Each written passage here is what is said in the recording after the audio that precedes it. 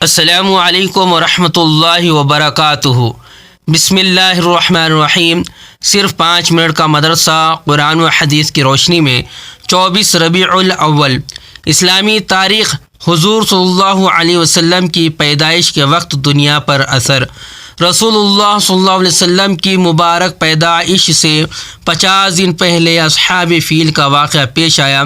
شاہ یمن ابرہہ ہاتھیوں کے ایک بڑے لشکر کو لے کر بیت اللہ شریف کو ڈھانے کے لیے مکہ آیا، مگر اللہ تعالیٰ نے اس پورے لشکر کو تباہ کر کے بیت اللہ کی خود حفاظت فرمائی۔ مورخین کا بیان ہے کہ جس وقت حضور صلی اللہ علیہ وسلم پیدا ہوئے اسی وقت کسریٰ کے شاہی محل میں سخت زلزلہ آ گیا اور اس کے 14 کنگرے گر گئے۔ اس طرح فارس کے آتش کدے کی آگ جو برابر 1000 سال سے جل رہی تھی ایک دم سے بجھ گئی۔ گویا اللہ تعالیٰ کی طرف سے ایک طرح کا اعلان تھا کہ اب اس دنیا میں وہ ہستی پیدا ہو چکی ہے جن کی عظمت و بلندی کا چرچا پوری دنیا میں ہوگا، جو کفر و شرک اور گمراہی کو ختم کر کے ایمان و توحید کا بیج بوئے گا اور تمام بری عادتوں کو ختم کر کے لوگوں کا اچھے اخلاق سکھائے گا، اور جو کسی قوم، قبیلہ و خاندان اور ملک کا نہیں بلکہ قیامت تک کے لیے پوری دنیا کا ہادی پیغمبر ہوگا۔ حضور صلی اللہ علیہ وسلم کا معجزہ حضرت رفاعہ رضی اللہ تعالیٰ عنہ کی آنکھ کا درست ہونا، ٹھیک ہونا۔ حضرت رفاعہ رضی اللہ تعالیٰ عنہ فرماتے ہیں، جنگ بدر میں میری آنکھ میں ایک تیر لگا جس کی وجہ سے آنکھ پھوٹ گئی۔ آپ صلی اللہ علیہ وسلم نے اس پر تھوک مبارک لگا دیا اور دعا فرمائی، اس کے بعد ایسا ہو گیا جیسے مجھے کوئی تکلیف ہی نہیں پہنچی۔ ایک فرض کے بارے میں سب سے پہلے نماز کا حساب ہوگا۔ رسول اللہ صلی اللہ علیہ وسلم نے فرمایا، قیامت میں سب سے پہلے نماز کا حساب لیا جائے گا، اگر وہ اچھی اور پوری نکل آئی تو باقی اعمال بھی پورے اتریں گے، اور اگر وہ خراب ہو گئی تو باقی اعمال بھی خراب نکلیں گے۔ ایک سنت کے بارے میں اچھی موت کی دعا، رسول اللہ صلی اللہ علیہ وسلم نے فرمایا، تکلیف اور بیماری کی وجہ سے موت کی آرزو مت کرو، اگر تم یہی چاہتے ہو تو اس طرح دعا کرو، اللہم احیینی ما کانت الحیات خیرا لی وتوفنی اذا کانت الوفات خیرا لی۔ اے اللہ تو مجھے زندہ رکھ جب تک میرا زندہ رہنا میرے حق میں بہتر ہو، اور مجھے موت دے اگر مرنا میرے حق میں بہتر ہو۔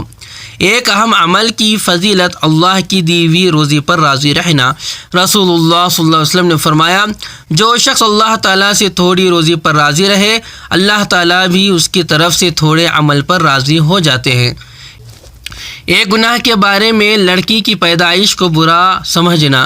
قرآن میں اللہ تعالیٰ فرماتا ہے، جب ان میں سے کسی کو بیٹی پیدا ہونے کی خبر دی جاتی ہے تو اس کا چہرہ رنج کی وجہ سے کالا پڑ جاتا ہے اور دل ہی دل میں گھٹتا رہتا ہے، اور جس لڑکی کی پیدائش کی اس کو خبر دی گئی اس کی شرمندگی کی وجہ سے لوگوں سے چھپتا پھرتا ہے کہ اس کو ذلت گوارہ کر کے رہنے دے یا اس کو مٹی میں چھپا دے، وہ بہت ہی برا فیصلہ کرتے ہیں۔